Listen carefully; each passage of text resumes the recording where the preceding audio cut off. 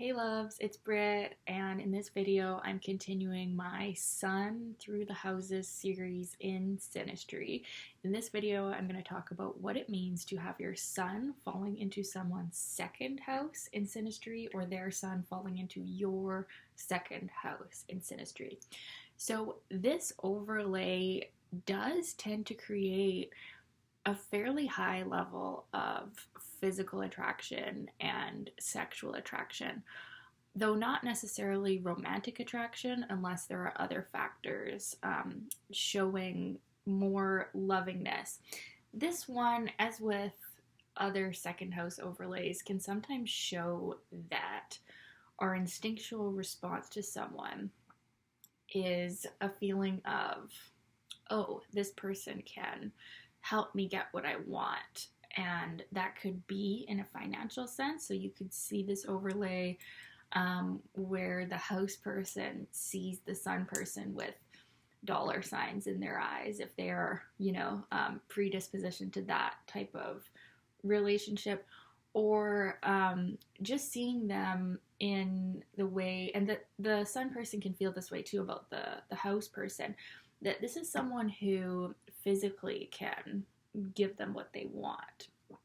So it can create a more selfish undertone or a more like using someone type of relationship where we see that person as someone who can help us, and so it can show up in a more selfish kind of relationship. Now that we have that out of the way, though, because that can be a major theme, this one actually can be quite good for the confidence of both people. So now let's talk about the positive. So this overlay, the sun person can really see the good qualities of the house person.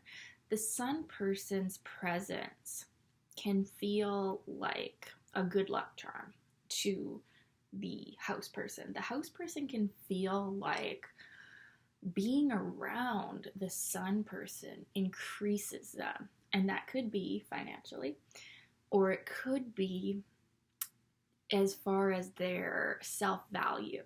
They feel worthy. They feel like the sun person really sees them, and the sun person can even be kind of like a fan of the house person, where they want to be around them. They kind of like, they're kind of like the fan club, and they can really, if there's positive aspects to the sun too, and positive aspects in the rest of the synastry, they can really build up the self-worth of the house person, and not in so much of like a sun in the first house overlay.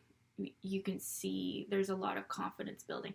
This is, because it's the second house, it's still a more selfish house, but it's not so much about the identity. It's more about the value and the, feeling worthy, feeling secure. The house person can feel really secure in this connection. So there can actually be, and contrary to other astrologers' interpretations, I feel, and I've seen this one, that there can actually be a lot of comfort in this connection, feeling like you can depend on someone, feeling like someone is like on your side, working for you. This is also excellent in a business partnership, of course, where you actually have someone doing work for you, because it's, the earth houses are not totally romantic and flowery and fiery. It's very much like love in a practical way, right? And in this way, the sun person is really helping the house person get a clearer sense of their own values, their own financial goals. The sun person can really shine a light on the resources of the house person, what they have or don't have. All of that is being brought up in this connection. But the sun is such a bright light and such a powerful influence that it's kind of like Jupiter, not quite as positive, but it can be very positive, that the house person can feel like they increase in wealth, or they increase in self-worth, or self-assuredness is like the right word in being around the sun person.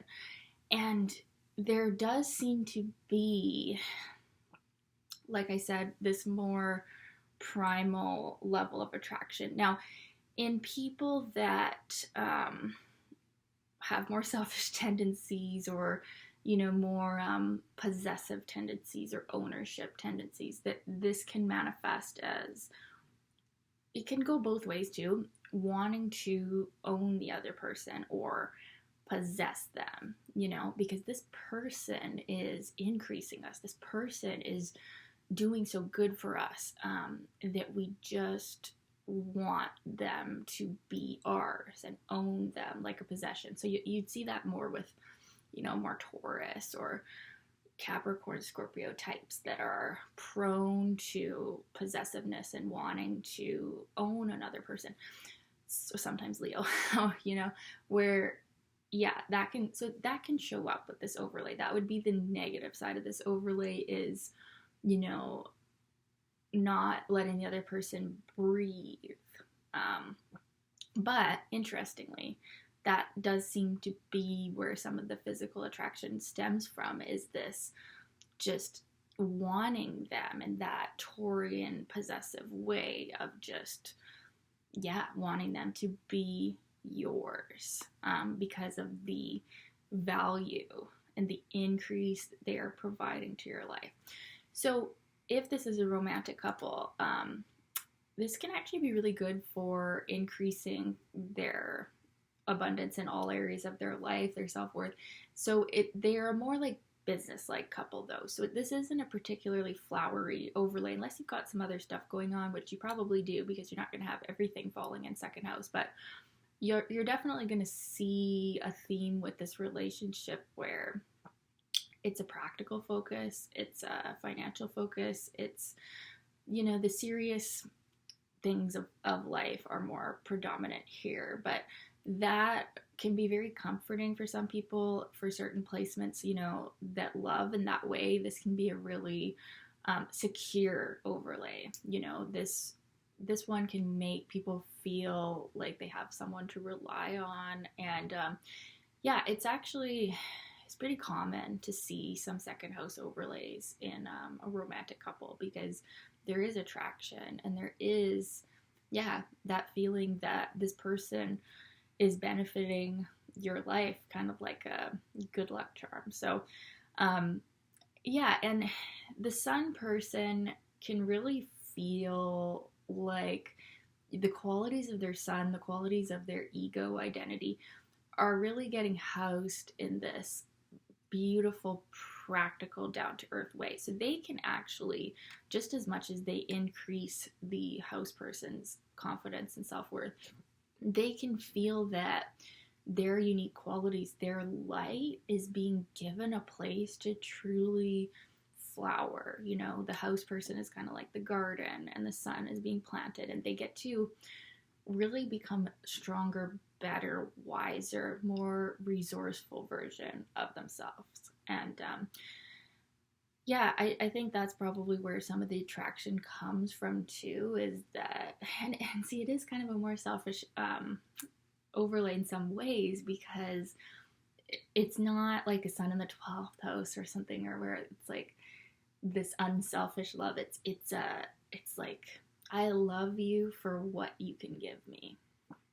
And if there's other more warm overlays going on, Jupiter stuff, that's perfectly all right. We do want to be around people that help us and help us become better. And for some people, Taurus, Capricorn types, I'm looking at you, you're going to see that person with dollar signs in your eyes, and cha-ching, there's my next love, and there's all of the benefits that come with it. And in some cases, you're going to see each other like, that person is mine, and I want to own them for my benefit. So that's what can happen. But overall, it's a pretty steady, sturdy couple. I don't feel that it's as impersonal as some astrologers would say, where there's not a lot of warmth. It's not that there's not a lot of warmth, it's just that the relationships, one of the relationships' major themes, because the sun is the brightest light in the chart, is that aspect of resources, material wealth, and increasing the value of each other. And if this is happening on an internal level, this can be really good for both people. And yeah, just really becoming a more solid version of yourself, more secure, more comfortable, more at ease. So yeah, that's my interpretation. I'd love to know your experience of this placement. Was it like this? Was it not like this? Let me know in the comments. Love you guys. Thanks for watching. Bye.